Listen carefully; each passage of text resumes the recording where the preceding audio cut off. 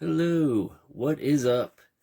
Alright, I'm just gonna dive right in today with yet another Super 7 Ultimates G.I. Joe figure. One of everyone's favorite G.I. Joe characters, definitely one of mine, the Cobra BAT. And this figure is a bit of an anomaly because whereas the vast majority, if not the entirety, of the G.I. Joe Ultimates line has been based exclusively on the old G.I. Joe cartoon, this figure is actually based on the comic book version of the Bat. There is another G.I. Joe Ultimates Bat that is based directly on the cartoon version with black and a different shaped head and everything. But yeah, this is a variant based on the comic book, and I actually like this one a little bit better, if I'm being honest. Both bat designs are awesome, obviously, but I actually like this color scheme a bit better, and more so, I like the head on this one better. But yeah, can't go wrong with either one. Always loved the bat. When I was growing up, me and my brother each had multiple versions of the 3 3/4 Cobra BAT figure. And that is primarily because G.I. Joes, due to the O-ring, were very easy to take apart and put back together, which made it easy to kind of switch out different limbs and heads and everything and make your own characters. So I made all kinds of like Frankenstein G.I. Joe figures. And one thing that I always did was give people robot laser arms, courtesy of one of my bats. And that was always awesome. Can never go wrong with a robot laser arm. Snake Eyes with a robot laser arm, Zartan with a laser arm. Anybody looks cooler with a robot laser arm. That's just like a basic rule of life. So yeah, I would always take apart my bats to turn all my other GI Joes into cool looking cyborgs. Actually, I should go ahead and grab the classified bat because it is based on the other design. All right, and there we have the classified bat, which is awesome. Also, one of the cooler classified figures in my opinion. But yeah, as you can see, this one different color scheme and different shaped head and everything. So this is based on the cartoon version. This is based more so on the comic book version. So again, both of them super awesome. Can't go wrong either way. This is definitely one of my favorite G.I. Joe classified figures that they've made so far. It is pretty spectacular. But anyways, back to the figure we're actually talking about.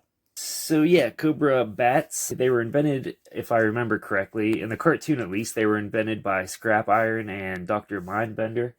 And while they look badass, they were actually pretty weak. They were made with like the cheapest possible parts and circuitry and everything. So they were basically just mindless cannon fodder. They basically just marched forward mindlessly until they found something with a heat signature. Kind of like me at the club, eh? You know? Nudge, nudge, wink, wink. Uh, God, Jesus. Anyways, yeah, they would just march forward until they found something with a heat signature and shoot at it until either it was dead or they were. So they could not be on the field at the same time as regular Cobra soldiers because they did not discriminate. They just fired at anything that was breathing. So yeah, let's just go ahead. Packaging is the same as every other Cobra G.I. Joe Ultimates figure on the slipcase. Let's go ahead and take a look at the back here. And God, why did I see? I should have just read this in the first place because it probably just says everything that I just said, but better. But in any case, let's go ahead and read this. Bats are the perfect Cobra troopers. They never question orders, complain about chow, shirk duty, or surrender. They require no leave time, sick pay, or benefits of any kind, and they are cheap and easy to replace. On the other hand, bats do not react very well to changes in field conditions, nor do they discriminate between targets. They will shoot at anything that moves, be it friend or foe. They also have an unfortunate tendency to burst into flames when hit from behind. And then the little quote at the bottom here from Hawk or Gung Ho or whoever the hell it's from. Bats are dangerous to everybody. They'll shoot, bayonet, or kick anything in sight. Cobra infantrymen don't like to be on the same battlefield with bats. When a Cobra unit is losing a battle, they will dispense bats into the midst of the firefight in order to evacuate the area easily. So yeah, basically this just said everything I said except much more clearly and cohesively. So one of these days I will learn my lesson and just read the biography on the packaging. But in any case, looking pretty spectacular. It looks like we got all kinds of goodies in here. Pretty excited to see what all we've got in here. And let's go ahead and open him up and check it out. All right, so here we have the bat. accidentally pulled his head off when I was taking him out of the packaging, and I got it back on there, obviously. It's supposed to come off. They always come with different heads. But it's kind of loosey-goosey now, so I don't know if I messed something up, but that might just be something with this figure itself. In any case, this is the sort of quote-unquote plain version of the bat, with just the normal hands and everything. So let's go ahead and do a quick 360. And then, a wobbly 360 as always. We'll take a closer look here. Of course, one of the most iconic and cool things about the bat are their see-through chests with the circuitry underneath. On the original figure, there was like a little hologram that went on the chest to make it look 3D. So it had this weird, like almost pixely effect. What is that called? Lenticular? What's lenticular? I might have made that up. I don't know what that means. But that's just plastic. And again, the head on this bat is quite a bit different than the one that most people are accustomed to. We've got this sort of mohawk going on there, and it's sort of a skinnier, sleeker head than the normal bat. Looking pretty badass. I guess we'll go ahead and take a look at articulation before we start looking at all the extra arms and whatnot. So arms, forward, backward, horizontal, up to shoulder height. There is a swivel joint on the bicep there. Elbows, single joint, 90 degree. You can rotate here because that's where you swap out the different arms. And rotate at the wrist. Head all around. Waist, side to side, forward, backward. Pretty good amount of movement. Pretty good range of motion in the waist there. Legs, forward, back. Well, not really backward, just forward. Horizontal, just about up to waist height. I'm not going to go any further than that. Single joint knees, ankles, forward, backward, not really any side to side on the ankle. And yes, there is a swivel joint on the lower leg here at the boot cut. So yeah, pretty good articulation, pretty standard, no ab crunch obviously. And boy, this head does not want to stay. It keeps flopping downwards. My bat has a flaccid head. We've all been there, haven't we, fellas? Yeah, but looking pretty cool. So let's go ahead and start diving into some of these cool accessories we got going on here. What do I want to start with? I had actually forgotten until just now that the original bat came with a backpack that you could put his like additional arms and stuff into. And that is also the case on this. So we've got the backpack here. And as you can see here, there are slots to put in the additional arms. So yeah, much like the original 3 3/4 figure, he does come with a backpack to hold all of his other limbs. Kind of a weird fit. Okay, so I got the backpack on there, but it's kind of an odd fit. It feels like it's not quite wide enough. Like there's notches in the shoulders where the straps are supposed to sort of click in, but the slots are wider apart than the actual latches on the backpack. So you kind of have to bend the latch, not latch, I don't know what you call it. You kind of have to bend the things on the backpack out, and it still doesn't quite fit perfectly. So the backpack doesn't seem to fit quite as well as it should. But it seems to be staying in there pretty good, so maybe, what do I know? Maybe it's not bad after all. But yeah, speaking of all those additional weapon hands, we have the aforementioned pincher hand. Pretty simple, just like a crabby lobster pincher hand. We have, I believe this is the flamethrower hand, maybe? Or the laser. One of these, here, let's just show both of them because I forget which is which. One of these is a flamethrower hand, and one of these is a laser hand. And both looking pretty cool. Let's actually try them out. Okay, first things first, the head was not loosey-goosey. I'm just an idiot and had not snapped it back on all the way.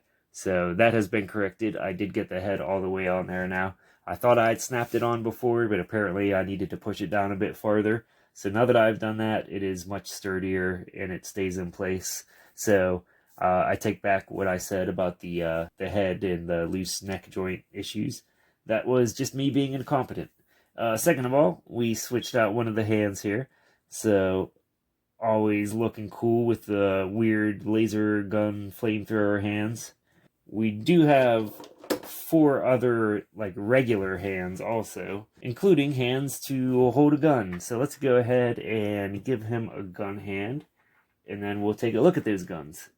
Alright, so we have a gun hand equipped here, so let's go ahead and take a look at his guns, of which he has 2. First of all, he has this little sort of laser pistol. Pretty simple, just a little monochromatic silver laser pistol. And he has this bigger silver rifle, which mine is kind of bent and crooked and wonky. I might have done that when I was taking it out of the packaging. But in any case, that's looking pretty wicked. Which one do we want to give him? Let's give him this one for now. And I will say, when I was switching his hand, this backpack, I'm telling you, does not fit properly because it popped back out again. I don't know if you can tell. There's like a notch here and here that the backpack is supposed to slot into. But if you can see, this is angled outwards, which that's not by design. It's not supposed to be like that. I had to do that to get it to reach the notch. But if you can see, it's still not actually fitting in there properly. Looking at the camera, you can't really see, but that strap just does not reach far enough. So it's only like halfway in there, so it pops out pretty easily if you bump it. So we'll just not bump it. Yeah. Anyways, there we go. Laser and or torch hand, and holding a rifle in the other. So I'm not going to get out all the other hands. There are 2 pairs of gun holding hands. There is 1 pair of fisted hands. That doesn't sound right. Fisted. There's 1 pair of fists. And there is 1 pair of... Well, I don't really know what the other hands are. They're just kind of like making a claw gesture. So I'm not really sure what those are for or what that's meant to hold. We only have 1 other head this time. Most Ultimates figures, I feel like, come with 2 additional heads. But this here bat only comes with 1 extra. And it is this sort of battle-damaged head with the broken visor and just some random dent on the side there. So, yeah, just a bat that's been beat up a little bit. We also have this big honkin' barrel thing, which is, I guess, another backpack, which looks like it'll fit all kinds of stuff, actually. Oh, there's, like, energy mines or something in there, so that's pretty sweet. But I think, yeah, it looks like you can take those out, so you can, if you wanted to, you could take those out and put some other stuff in there. You could probably toss his extra hands and stuff in there. But this is a pretty big size, pretty good size, I should say. What the hell was that? I have no idea what that noise was. That frightened me. Is there an animal in here? Alright. If this is the last time you hear from me, if I don't post any more videos after this, call the police. Because I don't know what that noise was. But yeah, as you can see, pretty darn big, pretty beefy backpack. Not super heavy though, so I don't think it's going to throw off the balance depending on what all you put in there. But if you leave it as is with just those energy mines, it should be fine. It actually doesn't feel much heavier than this one. We also have this battle damage effect. I'm not really sure where you put that on though. Oh, I see. There's a hole in his chest, so it looks like I am not going to do it right now because I'm lazy. But it looks like you can actually pop this chest piece off. You could just move this strap over because it's loose. It's not a sculpted strap. It's connected, but it's not part of the sculpt. You just move that aside, and there's a little latch where you can open up his chest piece. And if you do, there's a hole in there where you plug in this battle damage. So that would look like that. Like he had electricity coming out of his damaged circuitry on his chest. So pretty cool, pretty cool. So yeah, I guess there are some details I didn't touch on. Again, the strap, not part of the sculpt. It is separate. It's easy to move apart there. And right here, if you move the strap, there is a little piece where you can open up his chest plate to either take it off entirely or put the like electrical battle damage on there or whatever you want to do. The strap itself is connected down here right by the belt. We also have the holster here, which is also separate from the sculpt and kind of plugs in at the belt. Let's go ahead and put some more of his stuff in here. Okay, so here he is. Some of his extra gun hands or weapon hands in his backpack, although I don't have them pushed in all the way, because one thing I will say, very tight fit on some of this stuff. It's pretty difficult to get his weapon hands into the slots on his backpack. It's a very, very tight fit. And when I was switching the arms, those were also pretty tight. Pretty hard to get the one off, and that's what she said. But also, even more so, it was pretty tricky getting these ones on there. It's just, again, the very, very tight fit. You got to really, really finagle it and mess with it to get it in there good. To get it in there good. Don't I sound smart?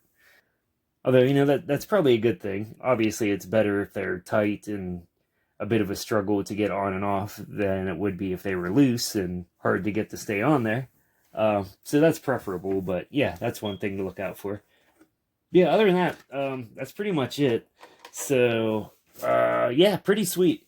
Actually, I'm actually surprised he doesn't come with more accessories, because Ultimate Destro and Ultimate Cobra Commander came with just like an absurd amount of accessories. So you would think the Bat of all characters would be ripe for a whole bundle of goodies to come with him, because he has the again, like the swappable arms and everything, but doesn't really come with a whole lot compared to those guys. But comes with all the essentials. He comes with the stuff I wanted him to come with. I'm not complaining. He has the laser arm, the torch arm, the pincher arm, a couple of guns, a couple of cool backpacks, extra head. I mean, yeah, what more could you want, really? The only thing missing is him being constructed with an O-ring, so I could take him apart and give all my other Ultimates G.I. Joes cool robot laser arms and turn them into cyborgs. That would be pretty sweet. That's my wish. Super 7, start making your figures with O-rings. I want Destro to have a cool robot laser arm. But other than that, yeah, I like it quite a bit. I think it's pretty sweet. He looks pretty badass standing here. Let's get his buddy here. Again, can't really go wrong with either of these dudes. Like I said, in my opinion, the Bat is definitely one of the better G.I. Joe classified figures that they've made so far. Two different Bat designs, although they do make this version in the Ultimates also. But both pretty awesome. Two pretty spectacular figures. I like both of them a lot. Do I have the same hand on this dude? Yeah, so I believe this is the blowtorch hand, because it's got the extra piece on the bottom. So yeah, depending on your preference, both pretty spectacular. Can't go wrong with either one. Don't really have any complaints about either one. So yeah, really happy with this one. In any case, I guess that's just about it. Yeah, awesome character, awesome figure. Really like it, really happy with it. Cobra BAT, always super badass. One of the cooler G.I. Joe characters. Everyone loves Cobra BATs. If you like G.I. Joe, it's pretty much guaranteed the Bat is one of your favorite characters and favorite toys, probably. So yeah, if that's the case, then I highly recommend this dude. I think he's awesome, personally. So yep, that's about it. Again, highly recommend it if you like G.I. Joe, if you like Cobra BATs. This is definitely a good version of it. So yep, 2 thumbs way up on my end. Yeah, and until next time, thank you for watching, and goodbye.